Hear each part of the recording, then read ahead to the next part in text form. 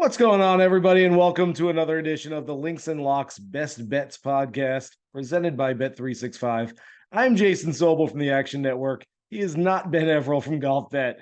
We had some travel issues, both of us, getting to Memphis for this week's FedEx St. Jude Championship, and so we just couldn't get together. And so you're going to hear me play 9 holes by myself today instead of us playing the usual 18. We'll be back doing the regular thing next week for the BMW Championship, but Ben is en route, so he will be here in Memphis at some point, I believe. But as of now, you're just getting me. You don't get the Australian accent. G'day, mate. I can't do it.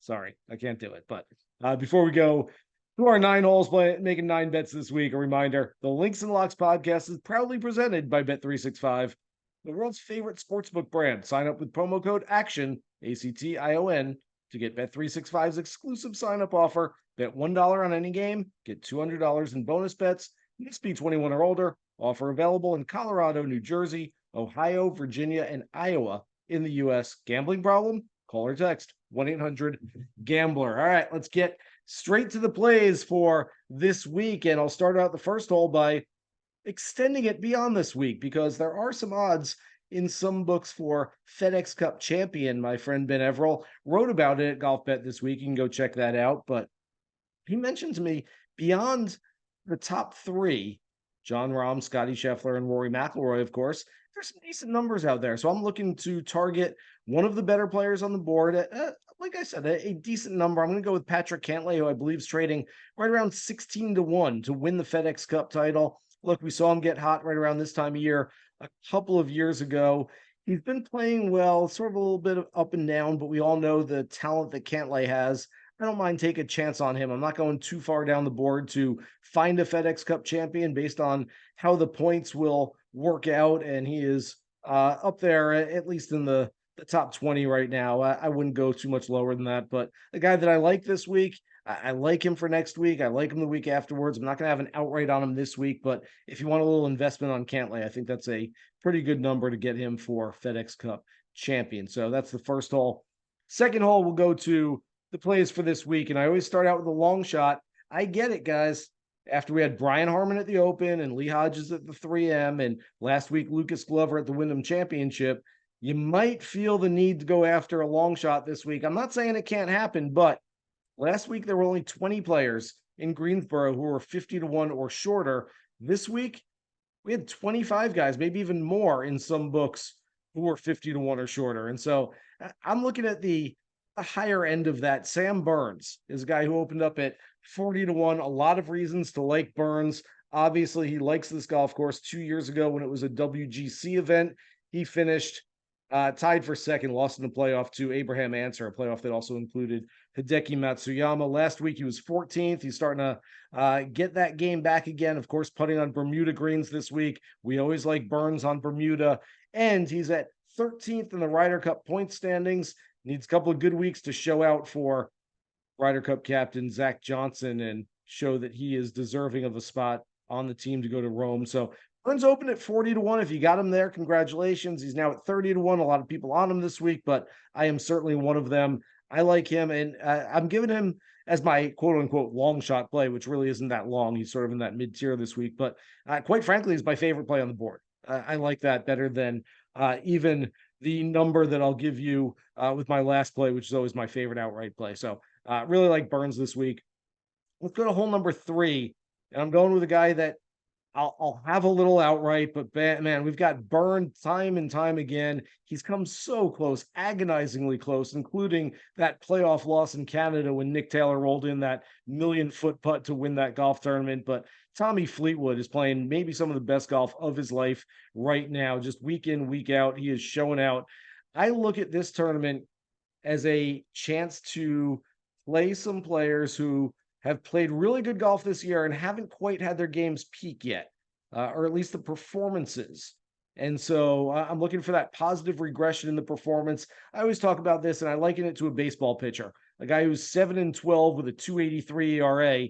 At some point, you keep up that ERA, you're not going to be 7-12 much longer. And so Tommy Fleetwood, not that he's got a losing record by any means, but I do think he's going to be up there. I'll play him for a top five.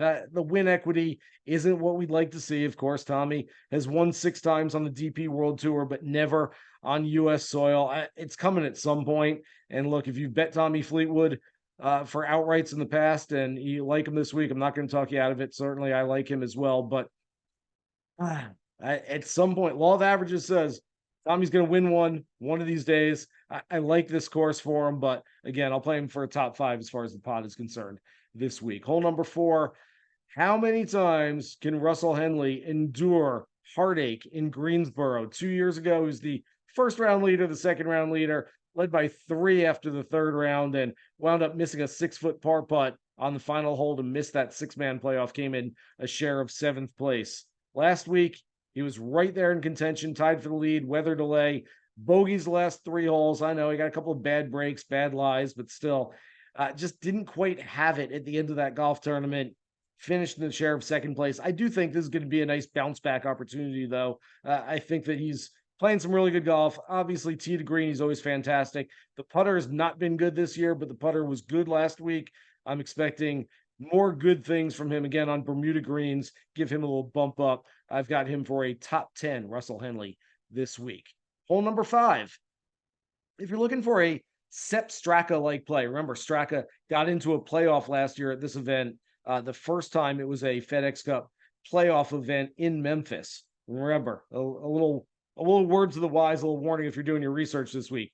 Don't go looking at the FedEx Cup, or excuse me, the FedEx St. Jude Championship for years before last year, because you'll find winners and contenders from a tournament that was played in the New York area until last year. You can look at the FedEx St. Jude Classic, which has always been at TPC Southwind, the FedEx St. Jude Invitational, a WGC event from 2018 through 2020.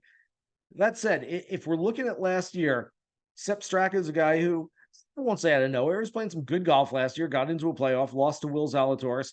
Adam Schenk, I think, can be that player. He's had 4 top 7 finishes already since the spring, a couple of runner-up finishes, playing the best golf of his career. Again, top 20 is very conservative this week, only 70 players in the field, so certainly doesn't have to beat a whole lot of guys this week, but finish in the top, third of the field, I think is certainly viable for Adam Schenk this week, who, again, playing some really good golf. All right, 6th hole. Let's get to our first round leader play.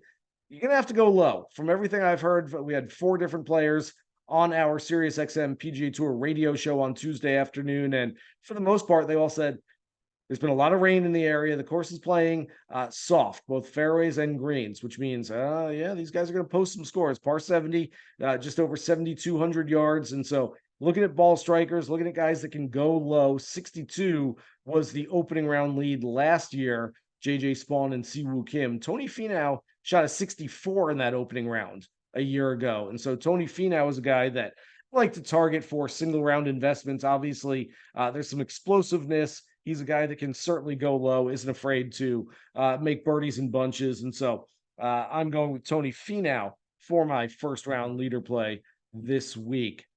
7th hole, I spoke about having players on the show. Nobody was better on the show than Tyrell Hatton. If you get a chance, check out the SiriusXM app where Tyrell Hatton came on the show, and there was a bunch of really good stuff. He said he was watching on Sunday because he had a chance to win $1 million in the Aon Challenge, the season-long challenge, and he wound up holding out and winning that 7-figure payday. Got a trophy for it. He said, I haven't held a trophy in a long time. I didn't even know what to do. Funny dude. I also mentioned to him, I don't know if anyone's ever noticed, but you tend to get a little emotional on the golf course. What's the maddest you've ever been? He goes, I don't know. They just all kind of blend together. But the time that I yelled at my caddy and implored him to tell me that was the worst shot he'd ever seen, that was a pretty good one. So Aaron Rye was sitting next to him. He was playing a practice round with him. Aaron Rye said, yeah, I watched that one on YouTube. I really enjoyed that one. So Tyrrell's he's a blast. He is very funny. I'm going to take him in a matchup over Jordan Spieth at -120. Nothing against Spieth. Just don't love him this week on this golf course. Hatton, meanwhile, 8 top 20s in his last 9 starts. I mention it very frequently on the podcast, but quite frankly, tee to green, he's been as good as anybody not named Scotty Scheffler and John Rahm this year. He's been terrific throughout the entire year. Again, I'm targeting players who have played well enough, but haven't quite gotten the results. Haven't gotten that big result yet. And so I think Hatton certainly is worthy of other investments this week, but I will take him in that matchup as a favorite. Eighth hole.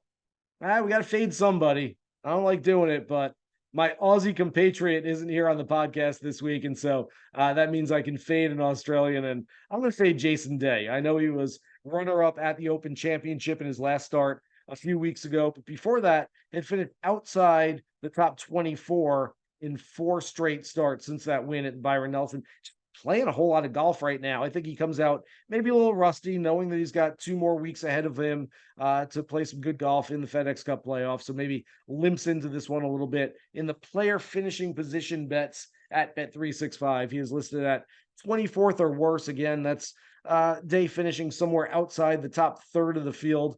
I think that's certainly a viable play this week. It's not one that I would smash by any means, but if you're looking to fade somebody, again, Spieth, Day are kind of the names at the top of the list that I won't have any plays on this week. And we get to the 9th hole, and as always, my last hole will be my favorite outright bet. I mentioned it earlier. Sam Burns is as my quote unquote long shot. He's probably my favorite outright this week, but Colin Morikawa, a sort of the similar formula that Will Zalatoris had last year, which was essentially world-class ball striker who sees a little spike week in his putting. In fact, Morikawa finished in 5th place last year, a few shots behind Zalatoris, and actually putted a little bit better than him. So we've seen a good putting week from Morikawa on this golf course before. Been trending in the right direction. I get it. Miscuts in 2 of his last 3 starts where he's lost strokes with his irons, but for the whole year, he's gained strokes with his irons in 16 of 18 starts. So still, again, one of the best iron players in the world. This is a course that iron play is certainly going to be a major metric, probably the biggest metric that I would look at this week. And so Morikawa is a guy that fits the profile, and he's a guy that I will have on my card. Morikawa, Burns, and if you want to play a little Tommy Fleetwood outright, I certainly don't mind that as well. If you're looking further down the list, Sungjae Im is a guy at it's a decent number next to his name, right around 45, 50, maybe even 55 to 1 in some books. And I mentioned Adam Schenk. If you're looking for that one long shot this week, maybe Adam Schenk is your guy. I don't mind playing him at a big triple-digit number this week as well. Before we leave, another reminder, the Links and Locks podcast is proudly presented by Bet365, the world's favorite sportsbook brand. Sign up with promo code ACTION to get Bet365's exclusive sign-up offer. Bet $1 on any game. Get $200 in bonus bets. Must be 21 or older. Offer available in Colorado, New Jersey, Ohio, Virginia, and Iowa in the U.S. Gambling problem? Call or text 1-800-GAMBLER. Yes, that's right. An abbreviated podcast to start out the FedEx Cup playoffs. But Benny Everett will be back next week and better than ever. We'll be back with more from the Links and Locks Best Bets podcast then. Remember, you can find us every single week during the PGA Tour season, wherever you find your favorite podcast. Download, subscribe, rate, and listen. Thanks to everybody out there for listening to this one. Shortened one. Still, hopefully we gave you some good plays there. Good luck. All your bets for this week's FedEx St. Jude Championship. Here's hoping you guys hit the green.